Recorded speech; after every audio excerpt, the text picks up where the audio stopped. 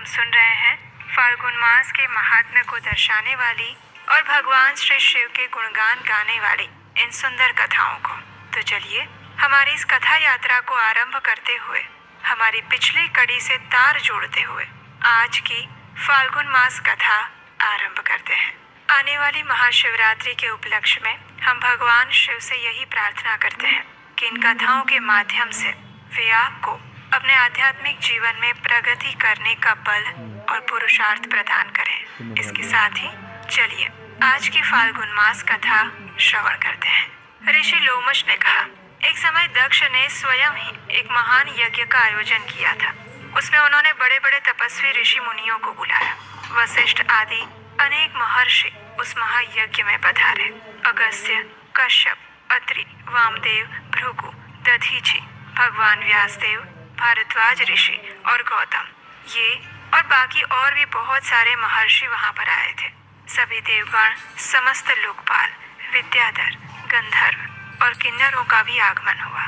उस यज्ञ में सत्यलोक से लोक पितामह ब्रह्मा जी और वैकुंठ धाम से भगवान विष्णु भी बुलाए गए थे। इंद्राणी के साथ देवराज इंद्र, रोहिणी के साथ चंद्रमा और अपने प्रिया के साथ वरुण देव भी आए थे। कुबेर स्वयं अपने पुष्पक विमान पर बैठकर आए। वायुदेव मृग पर चढ़कर और अग्निदेव बकरे की सवारी पर चढ़कर पधारे थे। नैऋत्य कोण के अधिपति निरुति प्रेत के कंधे पर बैठकर आए थे और इस प्रकार सभी लोग दक्ष की यज्ञशाला में उपस्थित हुए। दक्ष ने उन सभी का सत्कार किया। उनके यहाँ विश्वकर्मा के बनाए हुए अनेक दिव्य भवन थे। वे सभी बहुमूल्य उपकरणों से सजे हुए और अत्यंत प्रकाशमान थे।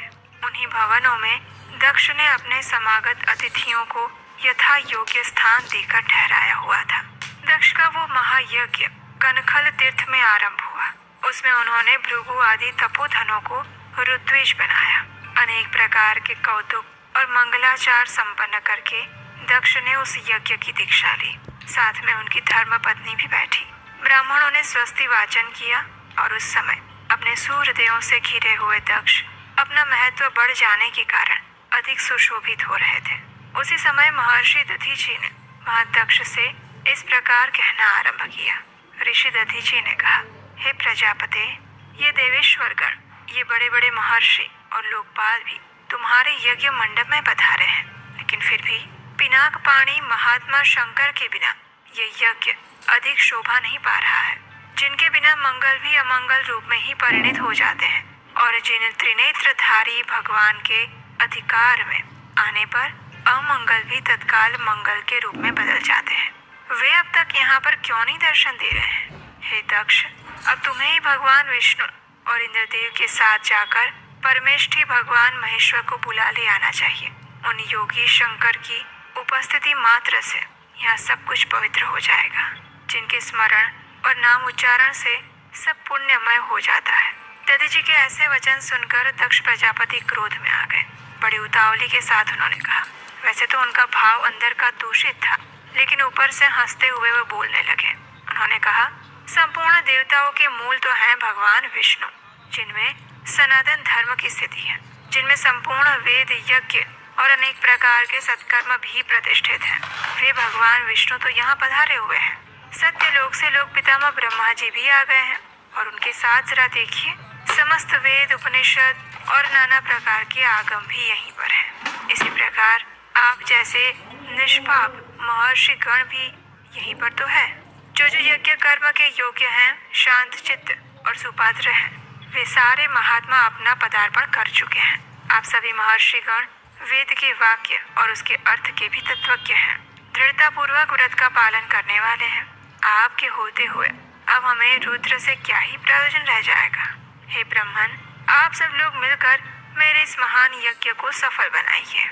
दक्ष की ऐसी बात सुनकर ऋषि दधीचि ने कहा, पवित्र अंतःकरण वाले समस्त श्रेष्ठ महर्षियों और देवताओं के समुदाय में ये बड़ा भारी अन्याय हुआ है कि भगवान शिव को आमंत्रित नहीं किया गया। महात्मा शिव के बिना इस यज्ञ में शीघ्र ही महान विघ्न होने वाला है। ये कहकर महर्षि दधीचि अकेले ही दक्ष की यज्ञशाला से निकल पड़े और तुरंत अपने आश्रम को चले गए। उनके चले जाने पर दक्ष ने हंसते हुए कहा, हे ब्राह्मणों, दधीचि शंकर के प्रेमी हैं। वे चले गए हैं। आप सब लोग वैदिक सिद्धांत में रत रहने वाले हैं। भगवान विष्णु आप सबके अग्रणी हैं।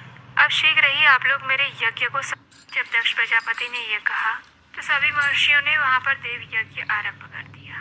उसी क्षण महादेवी दक्ष कुमारी सती ने, जो गंधमादन पर्वत पर अपनी सखियों के साथ विराजमान रहती थी, उन्होंने रोहिणी के साथ चंद्रमा को कहीं जाते हुए देखा। वे यज्ञ में ही जा रहे थे। सती ने अपनी सखी विजया से कहा, हे विजये, तो शीघ्र जाकर पूछ तो सही, ये चंद्रमा कहाँ जा रहे हैं। उनके आदेश से विजया चंद्रमा के समीप गई और यथोचित विनय के साथ उनकी यात्रा का उद्देश्य पूछा। चंद्रमा ने दक्ष के यज्ञ में जाने का सारा वृत्तांत बताया और ये सुनकर विजया को बड़ा हर्ष और साथ ही विस्मय भी हुआ। उसने तुरंत लौटकर सती से चंद्रमा की कही हुई सारी बातें कह सुनाई। ये सुनकर सती देवी ने विचार किया, अरे क्या कारण है जो पिताजी मुझे नहीं बुला रहे हैं? क्या मेरी यशस्विनी माता भी मुझे भूल गई है? आज मैं भगवान शंकर से इसका कारण पूछूंगी। ऐसा निश्चय करके सती देवी ने सखियों को वहीं ठहरा दिया और स्वयं भगवान शंकर के पास गई। उन्होंने देखा त्रिनेत्रधारी महेश्वर सभा मंडप में विराजमान है। चंड मुंड आदि सभी पार्षद उन्हें सभी ओर से घेर कर बैठे हैं। बाण, भृंगी, नंदी, महाकाल, महारौद्र, महामुंड, महाशिरा, धूम्राक्ष, धूम्रकेतु, धूम्रपाद और अन्य बहुत से गण भगवान रुद्र का अनुवर्तन करने वाले हैं। वे सभी जितेंद्रिय और वितराग हैं। लोक कल्याणकारी भगवान शंकर इन सब से घिरे हुए हैं और परम अद्भुत आसन पर विराजमान है। सती का मन भगवान शिव का दर्शन करते ही उनकी ओर आकृष्ट हो गया। वो शांत हो गई। वे सहसा उनके समीप चली गई।